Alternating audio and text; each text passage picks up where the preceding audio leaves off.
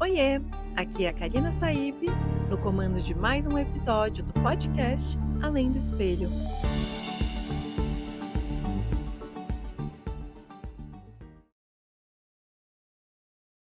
Oi, gente, tudo bem? Vamos lá no nosso ritual, né? Eu já tô aqui na minha poltrona, só que hoje, por muita sorte, eu estou super acompanhada na poltrona ao lado aqui do estúdio. Ai, eu tô Eba! tão feliz. Gente, eu tô aqui com a doutora Laura Bechara. Eu já falei várias vezes dela aqui e consegui estar aqui com ela gravando para vocês esse especial que, além de ser especial por ela estar aqui, mas é muito especial porque mexe muito, muito com a gente. Então, bem-vinda, Laurinha!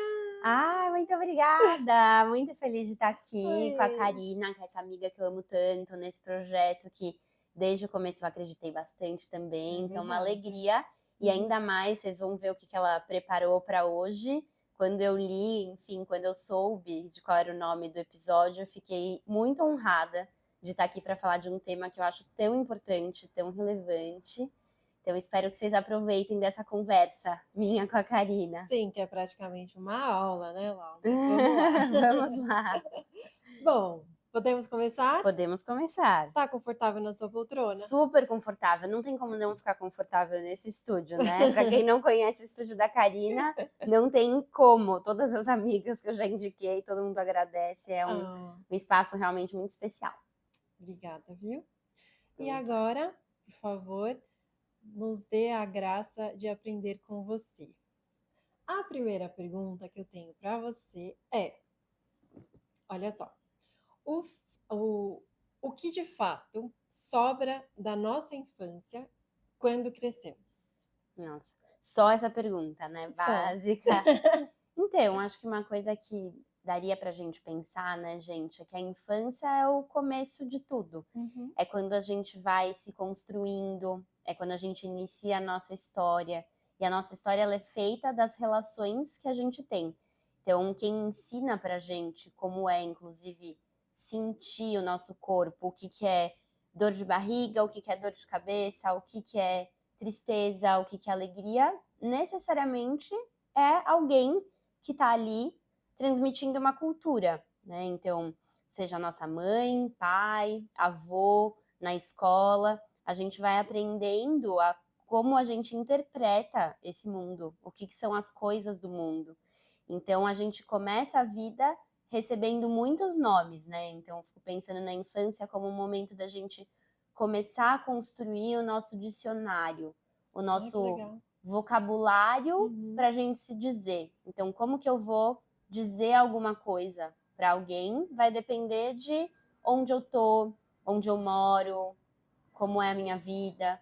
E a infância é esse começo. Então, assim, pensar o que sobra da infância, na verdade, acho que a infância acompanha a gente o tempo todo, né? Porque quando a gente está falando de história, da nossa subjetividade, não tem um tempo tão linear, né? A gente tem essa tendência a pensar na vida como etapas e processos, mas a vida ela também tem, quando a gente está falando de sentimentos e afetos, é algo que às vezes uma coisa que aconteceu há 20 anos, né, ou seja, no meu caso ainda seria em alguma medida uma infância, pré-adolescência, eu posso sentir de repente agora como se tivesse acontecido há 2 horas, não tem dessas coisas? Sim, Então sim. acho que a infância nos acompanha o tempo todo. Também acho que a infância ela também comparece todo momento em que a gente é surpreendido ou quando a gente consegue ser muito espontâneo. Isso tem esse quê de descoberta, né? A infância, esse contato com o vocabulário novo. Então, quando a gente sonha, por exemplo, tem algumas dimensões de que a gente pensa, nossa, isso não consigo ter um sentido já muito pronto. Então isso também são as, digamos assim, as sobras da infância em alguma medida. E por Ai, que aí. legal. Aproveitando aqui, essa Uhum. foi só a introdução, tá, gente? Só uma primeira perguntinha, assim, só pra gente começar. Uhum. Laurinha é uma psicanalista, doutora, mestre, né, na psicanálise pela USP, não é Uhum. isso? Em psicologia clínica pela USP. Ela tem um livro maravilhoso que se chama O atendimento psicanalítico do ressentimento. Eu estudei o ressentimento no mestrado. Esse livro é fruto aí do mestrado. É maravilhoso, eu já li. Eu estive no doutorado dela. Uhum, na minha defesa. Vejam que amiga que a Karina é. E vai ter um livro sobre aquele doutorado maravilhoso. Esperamos, vamos Eva, ver. vamos ver, tomara que sim. Vamos ver. Tomara que Então, a sim. Laurinha, ela traz muito sobre a infância e a adolescência, né? Uhum. Então, por isso que esse tema foi escolhido especialmente para ela. Ah, muito obrigada. Fico muito feliz. Você acha que a gente tem um medidor, assim, se a gente Uhum. está mais marcado pela dor do que pelo afeto? Uhum. Acho que é uma pergunta difícil porque é muito particular, né, Ká? Uhum. Acho que, inclusive, isso já diz um pouco de quem é, como é essa Uhum. pessoa, né? Então, Uhum. assim, a dor fica mais ressaltada, Uhum. ou, enfim, os afetos. Na verdade, assim, o afeto e a dor, eles estão muito próximos, né? A dor é carregada, pode ser carregada também de afeto, e acho que os afetos também, enfim, um acompanha o outro em alguma medida. Uhum. Acho que as dores que não podem ser nomeadas ou transformadas em alguma história ou comunicadas para alguém, são dores que muitas vezes ficam ali, né, mais paradas, talvez a gente pudesse dizer.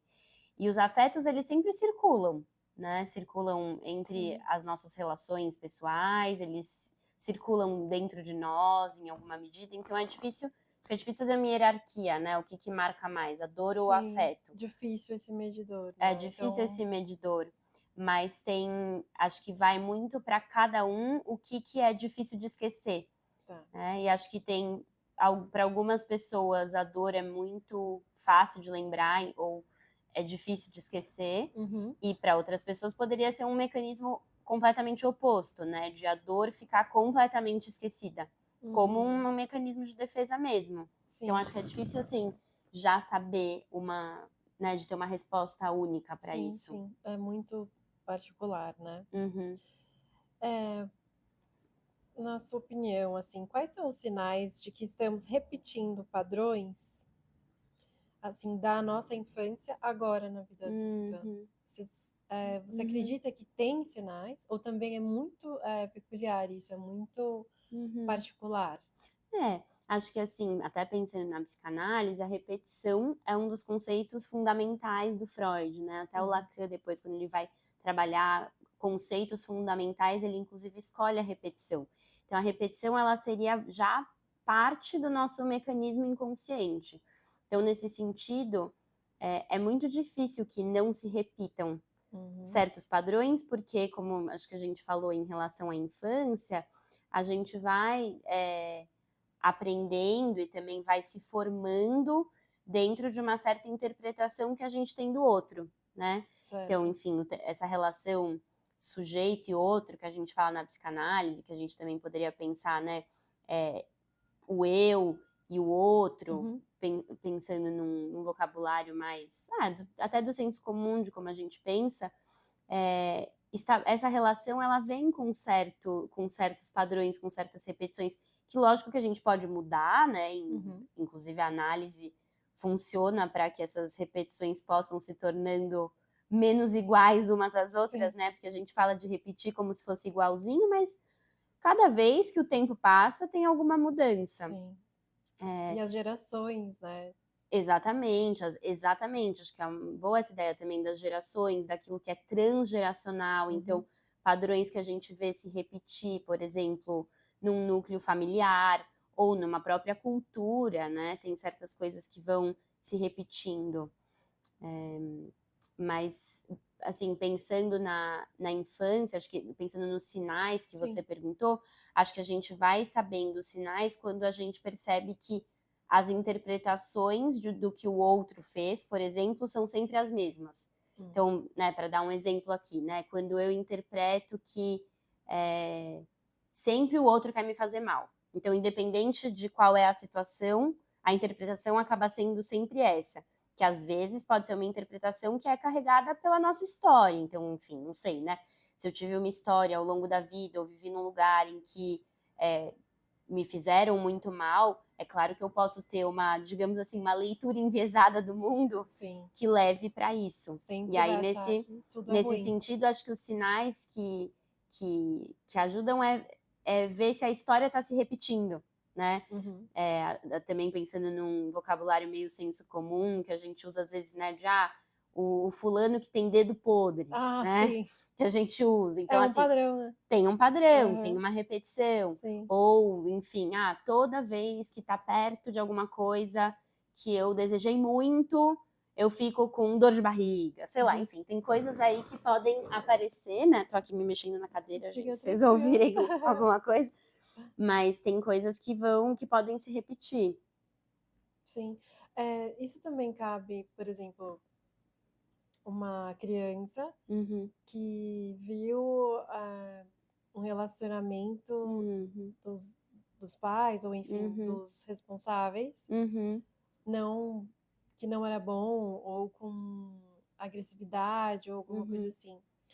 É uhum, natural que aquela criança possa reproduzir aquilo, ou uhum, ela vai entrar naquele padrão, uhum. ou vai da própria índole daquela criança. Uhum.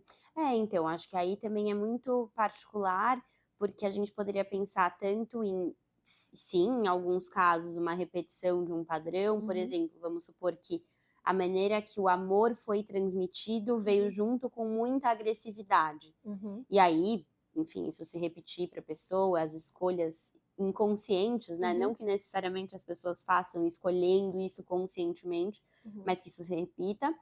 Ou poderia também, numa outra história de outra pessoa, ser o afastar completamente disso, né? Ou, por exemplo, desejar não ter uma relação, ou querer ter uma relação completamente diferente disso. Uhum. Então, também acho que a gente sempre, a psicanálise, inclusive, tem estado mais preocupada com isso, da gente não é, trabalhar com uma relação causal única, né? Então, Uhum. assim, aconteceu isso na infância, com certeza vai desembocar nisso aqui. Não, acho que cada sujeito vai construindo, né, formas Sim. diferentes, mas é lógico que quando a gente observa alguns padrões comportamentais, a gente poderia dizer, é, tem muitas coisas que a gente vai observar, por exemplo, como você falou nas gerações, né? Então, Uhum. que nem você falou de, enfim, gerações que repetem as relações violentas ou Uhum. relações agressivas, Uhum. até porque os afetos estão todos ali misturados. Mas não necessariamente, né? Acho que é sempre importante a gente também não ser muito determinista, Sim, né? porque tem gente que, pelo que eu vejo, né, Uhum, eu ouço das histórias aqui, tem gente que se esconde atrás disso. Mas minha mãe era assim, então, natural que eu seja assim, né? Ou, sim, meu pai, ele traía minha mãe à torta direita, então todo homem vai me trair, né? sim, Eu aham, ouço isso aqui também, por isso que sim.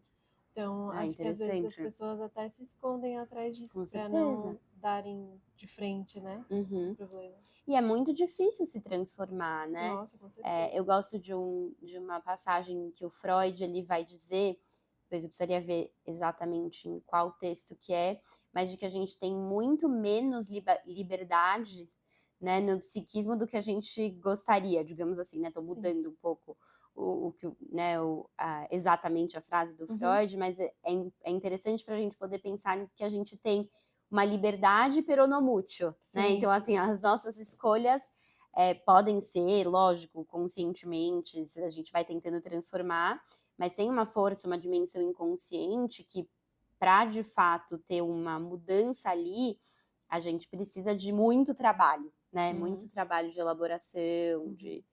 e aí acho que tem esses caminhos que às vezes ficam mais fáceis de se justificar, né? Eu sou assim por causa daquilo. Uhum. Sim. É muito extenso, né? Esse assunto, ele vai longe, né? Uhum, É, muitos adultos ainda carregam a criança ferida dentro de si, né? uhum. Como começar a curar essa parte que ficou meio que congelada no tempo, né? Porque Uhum. o adulto só vai perceber quando ele, né, quando a pessoa só vai perceber quando ela tá adulta, né? Uhum. Que aquilo, é, que aquela criança se feriu em tal ponto que trava Uhum. a própria vida adulta, né? Uhum. É super interessante isso, porque acho que, de novo, traz no que você está falando, né, a relevância do período da infância. E as Uhum. infâncias são muitas, né? Muitos tipos, enfim. Às vezes a gente tem a ideia da infância como algo mais típico, né? E, bom, existem vários. Se a gente pensar em infância aqui no Brasil, a infância na China, a Sim. infância na Zona Norte, na Zona Oeste, na Zona Leste, isso pensando em São Paulo, né? A gente tem muitas referências culturais. Uhum. Agora, pensando nisso da criança interior, acho que tem algo desse tempo da vida que fica muito marcado no nosso corpo, porque é o tempo em que a gente constrói o nosso corpo, digamos assim. Uhum. Vou explicar, que imagino uma coisa um pouco mais até da psicanálise, mas é assim, o nosso corpo, ele é carregado de subjetividade. Então não é a psicanálise vai trazer esse lado, né, de que a gente não é só o nosso organismo, a biologia, né, de tô aqui com o meu braço, mas a gente também sente a partir de como esse corpo foi sendo nomeado, né? Uhum.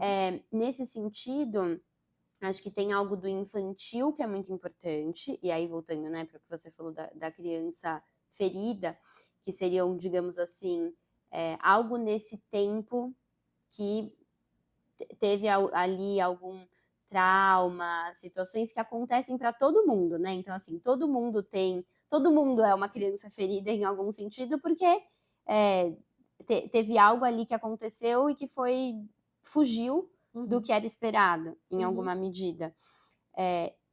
Acho que para poder fazer um processo de lidar com essa criança que existe, Uhum. é importante a escuta de alguém, né? Sim. E aí alguém, não estou falando aqui, né, de necessariamente fazer uma terapia, mas a experiência de contar sobre a sua história já tem um efeito também no próprio corpo. Isso é o que o Freud descobre, basicamente, né? De que a gente contar a nossa história, ou contar como a gente está se sentindo, ou contar aquilo que a gente sabe para um outro, isso tem um potencial de transformação. Olha que legal. E então, assim, eu diria que um pouco quando a criança em nós é muito ignorada, e pensando a criança como aquilo de mais, como que a gente poderia dizer, né, arcaico, aquilo que está ali, que foi as nossas formações, digamos assim, né? Uhum. Quando isso fica muito apagado, a criança vai aparecer, ela vai insistir, né? Então, assim, Uhum. talvez desse pra gente dizer que esse tempo da vida ele insiste. Então, assim, ou a gente vai ter que lidar com essa É. criança de alguma maneira, ou vai ter que lidar, É. porque vai aparecer nos nossos sonhos, nos nossos sintomas. Sim. Ela vai fazer alguma birra para você Exatamente, perceber. ela vai fazer alguma birra. Na psicanálise a gente tem, para contar um pouquinho, né, gente, não me aguento de falar de psicanálise, mas a gente tem uma diferença que é a infância, no sentido de o tempo que até tá ligado, né, a cronologia, a cultura, esse período, Uhum. e o Freud, o que ele descobre é o infantil. O infantil, ele tá nos adultos também, o infantil tá no sujeito.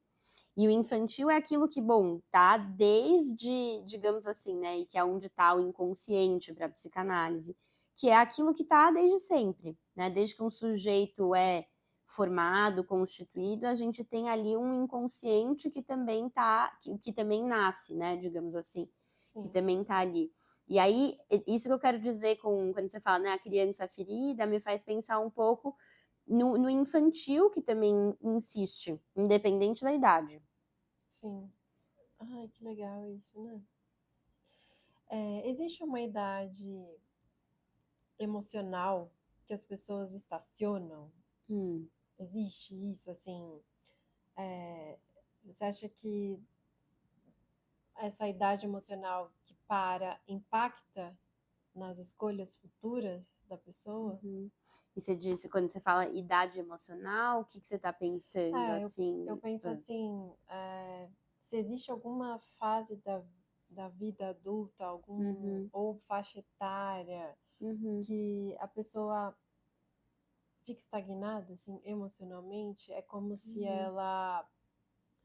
é, Vou usar um exemplo. Por Uhum. exemplo, Uhum.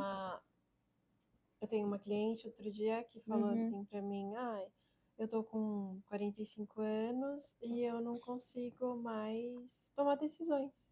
Uhum. Assim como teve uma outra que, mais ou Uhum. menos na mesma faixa etária, Uhum.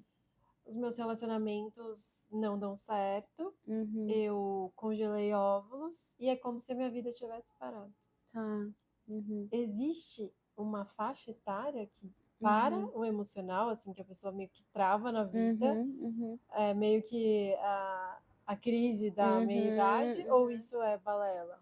Eu acho que assim, eu diria, eu não sei se eu diria que é balela no sentido que se alguém tá dizendo, né, de Uhum, eu nos meus 45 anos, então talvez para aquela pessoa tenha essa idade relacionada a isso, né? uhum, Mas não diria que tem algo específico, né, de uma idade. É claro que, assim como a gente está falando da infância, acho que a gente tem a adolescência, acho que existem períodos da vida que são definidos pela cultura, uhum, inclusive, né, nós somos seres culturais, é, que às vezes estabelecem coisas que deveriam acontecer e que se não acontecem, isso pode exercer uma pressão para a pessoa, né? Pensei uhum, no exemplo que você deu, né? De bom, tem, lógico, momentos da vida, umidade. Eu, por exemplo, tô nessa idade que minhas amigas, amigos, tá todo mundo pensando de, bom, vou querer ter filhos, não vou querer ter filhos, uhum, estamos casados, vamos casar, coisas uhum, assim, mas que aí vem da cultura. Mas em termos assim de idade emocional, é muito difícil dizer, né? Porque uhum, acho que é um pouco o que eu estava falando antes de, acho que durante a vida inteira certas coisas podem acontecer. Acho que não uhum. tem uma idade específica para Sim, esses momentos de estacionar, né? Acho que pode estacionar em qualquer idade. em qualquer idade.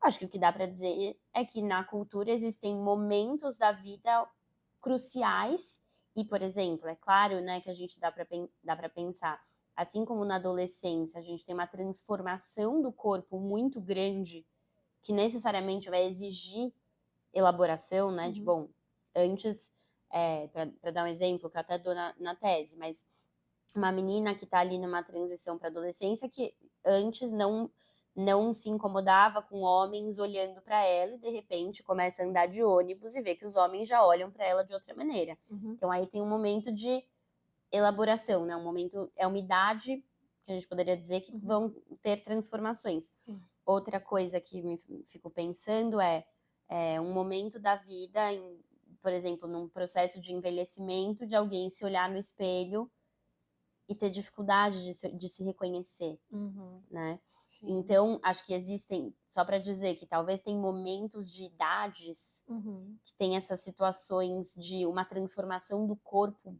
da imagem, né, até do corpo uhum. maior, que pode suscitar isso.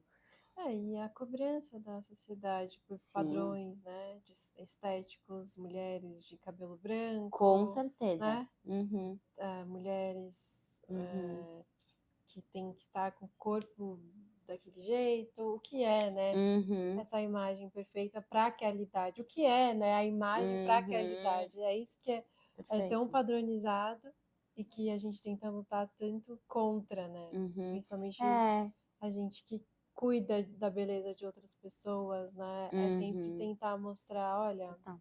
sua idade não tem nada a ver com quem você é, né? Uhum, uhum. Então acho que vai além, Super. Não, eu e acho. que é um trabalho muito legal que você faz, né, Cá? Assim, e também escutando os outros episódios e tudo, que é, acho que poder se voltar para esse além do espelho, né, de recuperar as histórias, ajuda, porque de fato acho que a gente tem vivido uma cultura com um tempo muito acelerado e também com esse tempo que precisa ser paralisado, né? Pensando Uhum, nisso que você está dizendo, já de repente não dá mais para envelhecer, então uhum. vamos fazer tudo o que dá para fazer para achar que a gente ficou estacionado na juventude, né? Exatamente, exatamente. E que é desesperador. Uhum, uhum. Sim. É, você acha que esses traumas, a falta de atenção quando criança, né, Uhum, na infância, a falta de atenção, a de validação, de ser vista, né? Você acha que é é um impacto grande num adulto inseguro? Uhum. Você acha que a gente pode ligar um adulto inseguro a essa criança que não teve essa atenção, essa Uhum. validação, esse olhar de quem Uhum, estava com ela? uhum. Acho que pode também, assim, né? Lógico, que nem eu falei, né? Tudo eu tô falando depende, É, mas é porque porque depende da realmente pessoa, né? depende. É difícil Mas fazer claro, pergunta pra você, viu, bebê? Ai, não, mas assim, mas é bom para a gente deixar digamos assim, as respostas abertas, né? Acho que Sim. hoje em dia a gente vive num mundo tão protocolar, tudo com receita de bolo, então é importante a gente estar aqui, né, conversando. Eu e a Cá, a gente sempre tem essas conversas, É. mas pensando nisso de uma insegurança, é claro que com certeza pode ter a ver, né? Pensando principalmente na infância, que é esse tempo tão crucial de construção da relação, né, Sim. entre a gente e o outro, a gente e os outros, claro que isso faz diferença, né, porque em alguma medida, até pensando na coisa do espelho, né, o olhar do outro é o que constitui a gente, Uhum. né, então assim, como a gente interpreta esse olhar, isso vai fazer toda a diferença. Eu acho que o pulo do gato, que às vezes a gente deixa, que a gente não põe na conta, é essa coisa da interpretação, né, porque às vezes a gente pode ter alguém que se sentiu muito não olhado e se sente dessa maneira, né? De, eu Sim. não fui olhado, não me deram atenção, que talvez para aquele cuidador que estava lá junto, ele estava olhando. Então isso Uhum. tem a ver com a interpretação também, né? Uhum. Não estou dizendo, né, gente, claro que existem situações de negligência, de falta de cuidado, ou, por exemplo, um ambiente violento, Sim. desrespeitoso, enfim, Sim. N coisas. Mas é sempre dessa interpretação. Mas acho que, assim, com certeza, se a gente for pensar em segurança como é, algo ali do narcisismo, né? Então, assim, desse eu que Uhum. tá que fica desconfiado desse outro, se esse outro ama mesmo, etc. Sim. Isso pode ter relação, né, com uma falta de atenção, enfim. A história explica muita coisa, né? É, A né? nossa história explica Explica muita muita coisa. coisa. Sim. É, o que que você acha assim, o que que acontece com a autoestima de uma criança que cresceu sem espaço para ela mesma? Uhum, Ou uma criação muito rígida, ou uma criação onde existiam regras sem a criança poder ser ela uhum, mesma, se descobrir. Qual uhum, você acha que é o reflexo disso numa criança que passa por isso? uhum. Olha, primeiro eu acho que quando não há espaço, né, para alguém, enfim, ser ali o que é, ou para talvez a gente possa colocar, né, quando não há espaço para o desejo daquela criança, que é um Sim. desejo próprio, não é só um desejo referido, né, Uhum. ao que o outro quer, digamos assim, isso pode sim trazer uma criação de uma defesa grande, né, em relação ao mundo, como se fosse colocar uma capa. O Marcelo, que é o meu marido, que ia gostar de falar disso, porque tem um conceito de um psicanalista que é a ideia do falso self, digamos assim. Não sou winnicottiana exatamente, mas um pouco essa ideia de algo que se constrói para proteger uma coisa que estava verdadeira ali, né? Uhum. Então, pode ser uma defesa, ou também, em alguns casos, pode, quando o sujeito insiste, mesmo uma criação muito rigorosa, muito difícil, pode também desembocar em outra coisa, né? Eu fiquei pensando, você me perguntando, Cá, não sei se vocês, ouvintes, já assistiram O Homem com H, Ainda o filme não. do Ney Matogrosso, que é Ah, eu maravilhoso, quero muito dirigido ver. e produzido pelo Esmir Filho, tá incrível. E a gente tem um belo exemplo, né, de como uma criança que cresceu num ambiente ali violento, de uma repressão muito grande, né, em relação às diferenças, virou um Ney Matogrosso. Nossa, é. Não que a gente vá dizer que é a regra, né? É. Claro que não. Mas Mas acontece, né? acontece também. Mas acho que tem algo de quando tem é isso, né? Uma rigidez, um autoritarismo grande, acho Uhum. que pode produzir alguém que se fecha, né, em relação ao próprio desejo, com Sim. certeza. Ou alguém que se revolte, né? Ou alguém que se revolte. Sim. Uhum. Eu, meus pais sempre foram em igreja evangélica quando eu era Uhum. criança, né? Uhum. E aí eu via muito, era muito engraçado, porque os piores, assim, os piores comportamentos normalmente Aham. eram os filhos dos Olha. pastores. Ai, que ótimo! Aham, aham. Então eu acho que é tanto não pode, não pode, não pode, não Uhum. pode, não pode, né? Tanta coisa, Uhum. tudo, é tudo muito ali controlado. E aí era assim, fazia a zona, né? Com certeza. Então eu cresci muito vendo essas Aham. pessoas, esses exemplos, ou daqueles filhos daquelas mulheres de oração e Uhum. tal, e fervorosas nas igrejas, e o filho totalmente maluco, ou Aham. infelizmente vão às drogas, né? Uhum. Ou Sim. viram até marginais, né? Sim. Então é meio que se torna um extremo, parece que Uhum. quando a pessoa não consegue ser ela, Uhum. é como uma mola, né? Uhum. Propulsora, e a pessoa Uhum. quer ir chegar no céu. De repente, quando ela Sim. se encontra com a liberdade de evangélico, vira o extremo, que é do candomblé, sabe assim? Uhum. Então, eu Uhum. vi tantos exemplos assim, né, de Sim. tantas pessoas, ou militares, Uhum. né, que esse exemplo do Ney Matogrosso é maravilhoso, É, né? exato. Aham. Então, é muito nítido, né? Como você falou diversas Uhum. vezes já, é a história que vai dizer, né? A Sim, história da pessoa que vai dizer o que vai acontecer com ela, né? exato. Mas, então, Uhum. pessoas aí que estão ouvindo a gente, têm filhos, por favor, ouçam os desejos, né? Sim, dá espaço para reconhecer que tem um sujeito ali. Ó, lógico, né? Claro que os adultos que precisam ir dando limites, os Claro, limites são claro. super importantes e Sim. tudo, mas é isso, de poder reconhecer que tem um desejo ali Uhum. que é, que é da criança, Não né? Que é. tem um sujeito ali, É, né? tenha vontade, não é porque a família inteira é de médico, obriga a Exato. pessoa a ser médico, advogado Uhum. também. Tem vários Sim. exemplos assim, né? E o desejo ele dá um jeito de aparecer, Né? né? Essa que é a grande coisa. Vai aparecer em algum lugar. Uhum. Então não adianta também só reprimir, reprimir, reprimir, né? Uma hora, Uma como hora você vai está aparecer. falando dos exemplos, aparece. Uma hora aparece.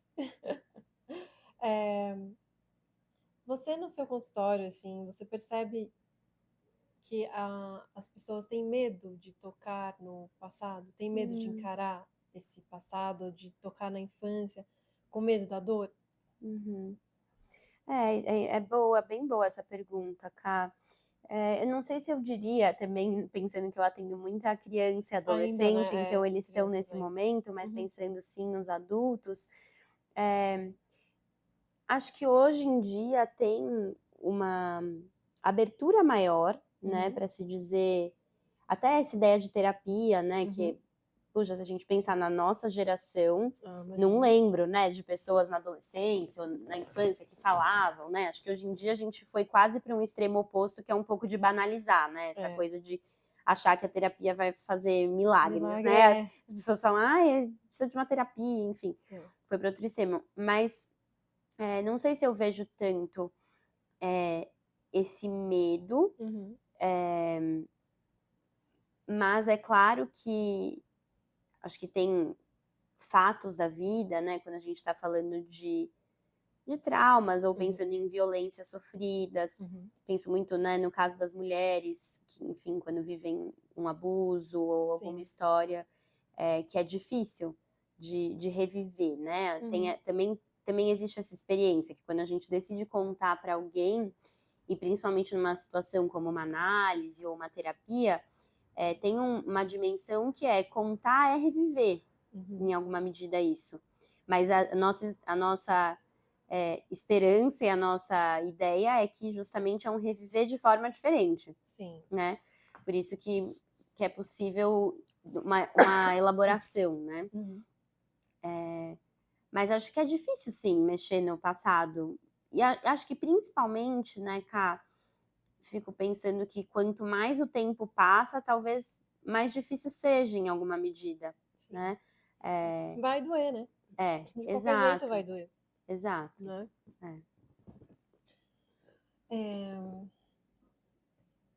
Qual a diferença entre lembrar com saudade e viver preso na infância? Ai, que ótima pergunta, amei. Tem a ver com ressentimento, né? Uhum. Bom, acho que primeiro o lembrar com saudade normalmente é algo que nos mobiliza para fazer algo no presente, né? Fico pensando que o lembrar com saudade pode ter muitos endereçamentos, muitos destinos, né? O lembrar com saudades, do tipo, nossa, lembrei com saudades do arroz doce que a minha avó fazia na festa junina. Vou agora na festa junina fazer um arroz doce. Sim. Ou lembrar com saudades também, às vezes é poder pensar. Esses dias eu estava no museu, fui no MASP, que aliás, gente, tá maravilhoso, o MASP novo, que foi inaugurado. Do lado do MASP mesmo, esse prédio novo do Pietro, acho que chama Pietro Bardi, depois a gente confere, mas é o MASP novo. E eu tava ali e eu me lembrei muito de quando os meus pais me levavam no museu. E aí eu virei pro Marcelo e eu falei assim, nossa, amor, quando a gente tiver filhos, eu quero muito fazer isso com os meus filhos também. Que era meio uma brincadeira que meu pai fazia comigo pra perguntar quem era o artista, né? E daí eu tava lá no MASP vendo os antigos e eu lembrei que era uma brincadeira que ele fazia mesmo, assim, né? De, quem é esse? Esse quadro de quem? Essa pintura de quem? E daí é um lembrar com saudades que faz pensar nisso, né? De o que a gente quer fazer de novo. Agora, o preso no passado, acho que estaria mais relacionado com essa impossibilidade de aproveitar o presente, porque ou o passado é sempre melhor, ou o passado ainda tem, como se eu tivesse ainda muitas contas para resolver do passado, né? Acho que, e que daí tem a ver com ressentimento, né? Alguém que fica muito ressentido e que não consegue sair dessa posição é alguém que o passado ele é sempre a justificativa ou sempre a causa. O passado é sempre o que explica tudo. Por isso que eu falei no começo, né? Essa coisa da gente também poder pensar na infância como algo que ainda está aqui com a gente e que a gente ainda pode pensar sobre a infância para não ficar algo de, não, mas eu sou assim porque, lógico, olha como foi a minha infância. E lógico, né, gente? A gente sabe que tem muitas consequências, que não é balela, não é...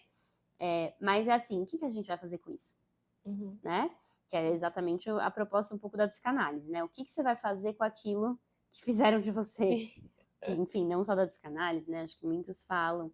E aí é isso, é o poder ter saudades, né? Uma coisa mais nostálgica, gostosinha, que leva, que pode ser direcionada para o futuro e para o presente, ou quando é um passado que parece que tudo se reduz ao que aconteceu na infância, no passado. Tipo uma âncora, né? A infância virou uma âncora. Exato. Ou um esconderijo, né? Ou um esconderijo, ótimo. Acho que é uma ótima figura pra pensar. Para quem acha que faltou infância, né? Quem, sei lá, por algum motivo teve que ser adulto, entre aspas, muito cedo. Ainda tem espaço na vida adulta para recuperar isso, você acha? Claro, eu acredito muito nisso, assim. Primeiro porque acho que são esses cuidados que vários pesquisadores têm tido, assim, no campo da psicanálise, de não idealizar as infâncias, né? E justamente pensando que existem muitas, mas pensando, por exemplo, em alguém que especificamente precisou ser muito adulto, porque os adultos em volta estavam numa condição de irresponsabilidade, né? Vamos pensar assim, quando não tinham responsáveis e a pessoa precisou se responsabilizar muito cedo por coisas que não eram o caso, né? Quando eram crianças. Acho que a infância, lógico, o tempo não volta, né? O tempo não volta, isso é dado, mas eu gosto muito de pensar que existem muitos recursos na cultura que nos levam para esse tempo de descoberta. Eu acho que a infância é um tempo de descoberta. E eu acho que sempre é tempo de descobrir coisas novas, né? Então, quando a gente lê um livro que encanta muito, ou quando a gente vê um filme que mobiliza, ou quando, assim, os adultos, eles também podem brincar, né? Lógico, a gente tem as nossas brincadeiras, mas tudo que acho que volta para esse mundo das artes, né? Ou até pensando em você, né, a Karina, quando ela maquia a gente, quando ela faz uma maquiagem, eu, pelo menos, falando da minha experiência, eu me sinto um pouco na infância, assim, né? Porque é essa experiência de fantasia, de você se sentir, eu até brinco, às vezes, com a nossa, Karina, eu tô parecendo, que é quase uma coisa assim, de uma outra versão Sim, é minha, lúdico, né? lúdico, é Uhum. super lúdico. Então, acho que sempre é tempo, mesmo a ideia dos sonhos, né, que nos acompanham.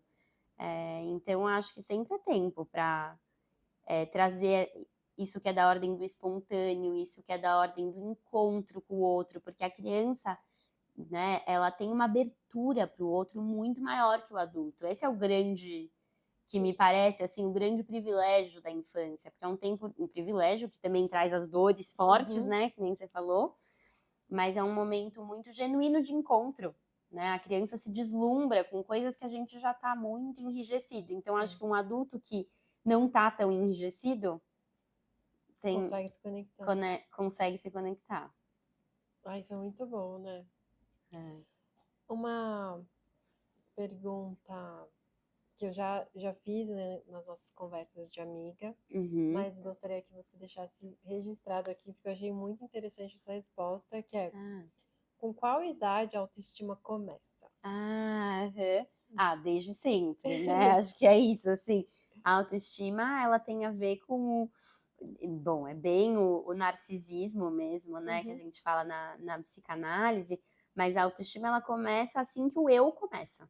tá. Né? Porque a construção de um eu, de uma unidade, da gente em comunidade, né? Assim, ficou bonito que eu falei comunidade, agora que eu pensei que tá junto, né, com a comunidade, mas a gente enquanto uma unidade, eu tava querendo Uhum, dizer, e esse eu, ele só vem com uma autoestima nesse sentido de que é construído com um amor, tá. né? Com Sim, afeto. sim. Talvez afeto seja até a melhor palavra.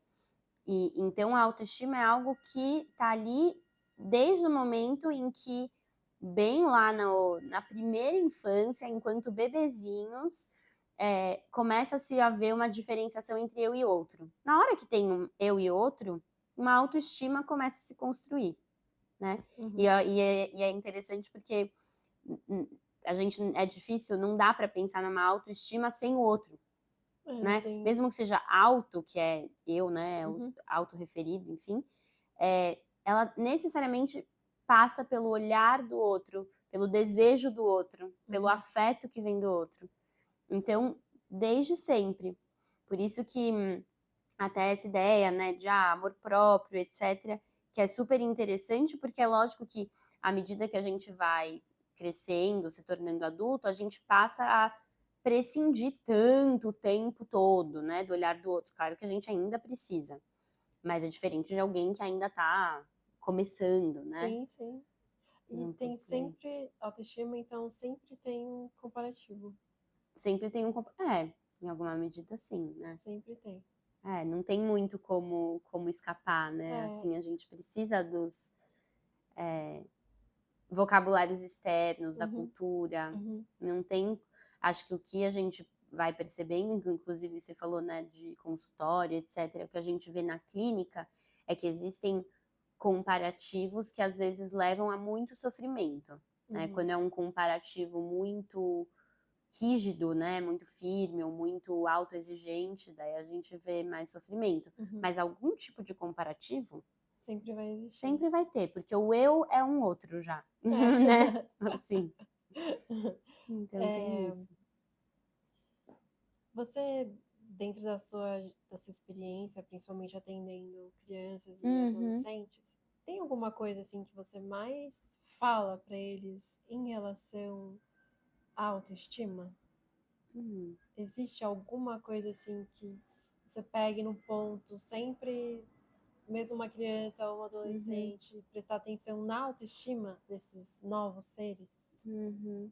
Acho que a gente percebe como funciona a autoestima até nisso de se a criança está muito voltada para si ou se ela já está mais aberta para o por encontro. Uhum. Não sei se teria alguma fala. Eu acho que o mais importante são momentos em que a gente estabelece um reconhecimento, né? Uhum. Então, assim, algo de estou te escutando, Sim. eu tô te vendo. Uhum. Isso por si só já é uma forma de construir autoestima. Não só, né, para criança, para adolescente, mas para o adulto. Sim. À medida, né, quando a gente faz o exercício de escutar histórias, que é o que você faz aqui, né, Ká? O tempo todo, né, pensando nos episódios, mas esse exercício que você faz de tô aqui para te escutar, né, e a sua história é única, porque toda história é única, isso por si só já é um movimento de construção,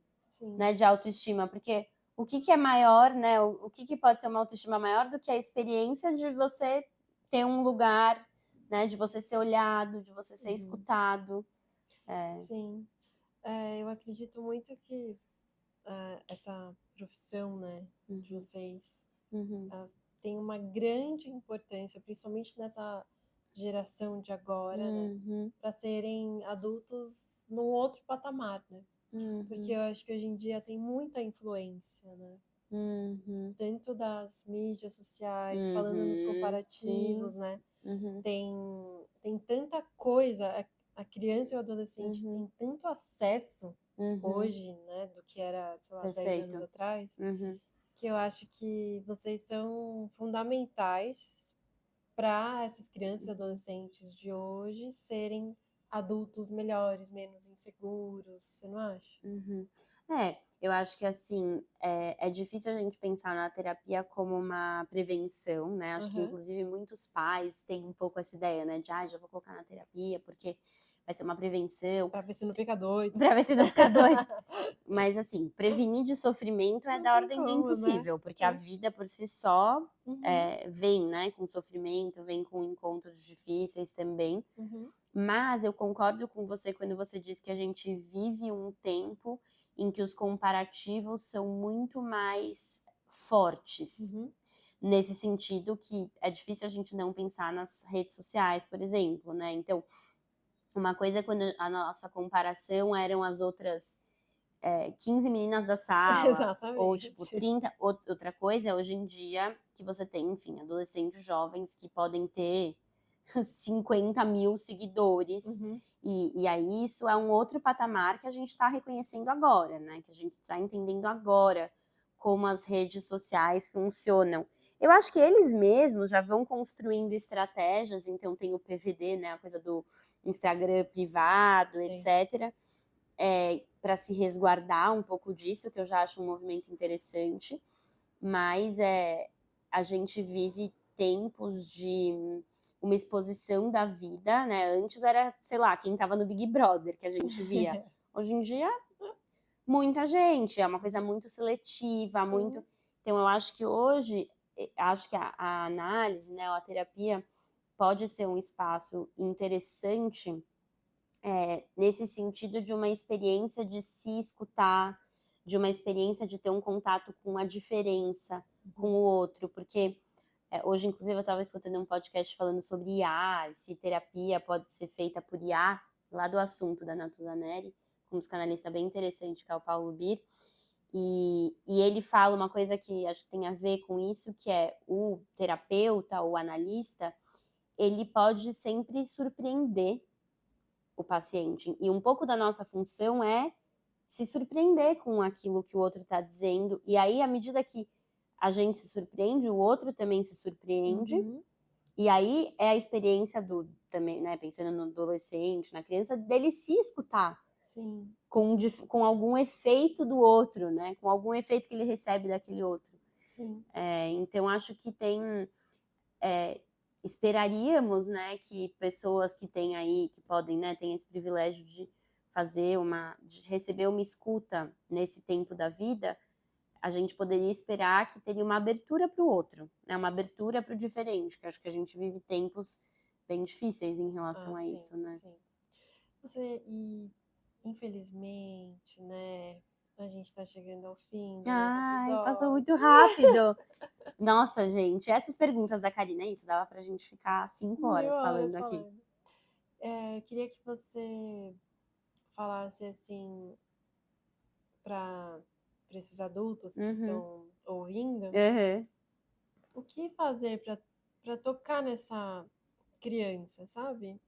Ou tanto a Uhum. criança, a parte triste, quanto a parte Sim. feliz. Qual assim, a dica de ouro que você dá para essas conexões acontecerem?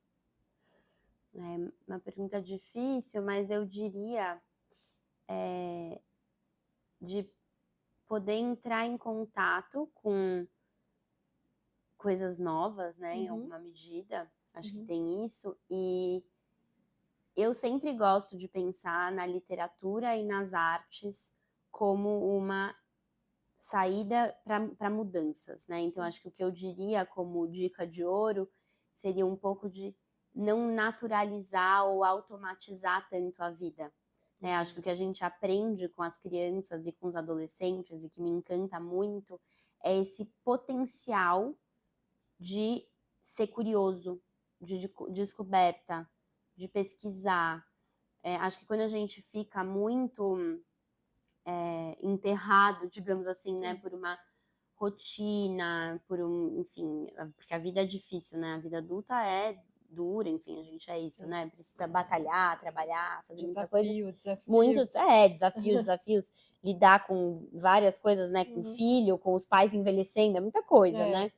Mas eu diria, acho que a dica é estar aberto para os outros e estar aberto para as diferenças. Porque quando a gente lê uma coisa que é diferente do que a gente pensa, ou quando a gente escuta uma história de alguém que não tem nada a ver com a gente, uhum, ou quando a gente tá ali nos encontros.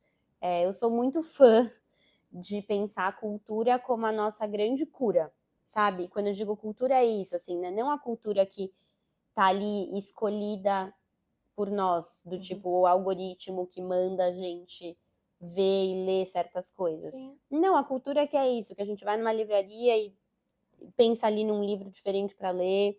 Quando a gente. Eu gosto, bom, é isso, né? Escolhi essa profissão.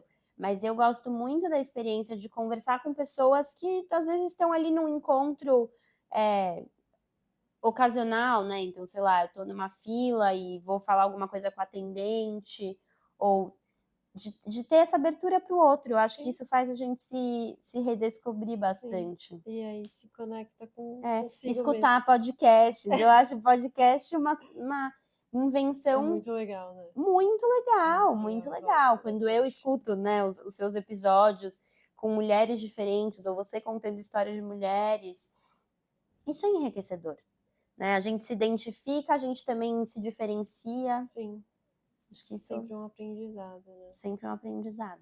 Ai, É isso. Ai, amiga! amei, querida! Ai, Amo amei, muito essa amiga. mulher, gente. Ela Ai, é muito eu que maravilhosa. amo. Eu que amo essa amiga muito Obrigada por tudo. Eu querida. tenho que, inclusive, agradecer muito a Karina, todo esse quesito de autoestima que transforma muito, né, quem ela toca.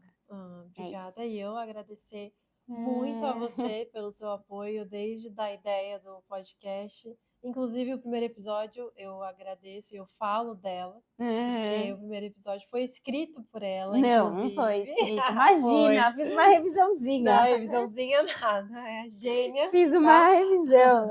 E aí ela encaixou perfeitamente tudo. Então eu tenho que abertamente, agora eu tenho a oportunidade de Ah, te agradecer eu que agradeço. e Nós muito que obrigada. agradecemos, né, ouvintes? Muito, muito obrigada por ter topado Lógico. e por ter dado, nossa, tantos insights, assim, né, num assunto que toca muito a gente diariamente, né? Uhum, Então, uhum. muito obrigada. Sempre que quiser, cara. Amo esse sofá, pode chamar que eu venho. Lau, como faz para as pessoas te encontrarem? Ah, sim. Ó, eu não sou muito boa de Instagram profissional, mas eu tô pensando como eu vou fazer isso. Mas é Laura C. Bechara, o meu Instagram, que às vezes eu publico alguma coisa se eu vou dar uma aula, alguma coisa. E Uhum, o meu e-mail, lauracbechara@gmail.com. Se uhum, alguém tiver alguma dúvida, e no sim. Instagram eu tô lá. A agenda dela é complicadinha, né? Mas se você tiver interesse em descobrir esse universo da doutora Laura, Ah. por favor, aonde que você atende? Ah, eu atendo na Vila Madalena, mas o que eu falo, né, nesse momento eu nem tô até com a agenda fechada, mas eu sempre tenho ótimas indicações para Sim. dar. Uhum. Gosto muito de indicar para profissionais super competentes. Uhum. E é isso, né? Agendas são. Tem uma equipe grande aí É, de profissionais exatamente.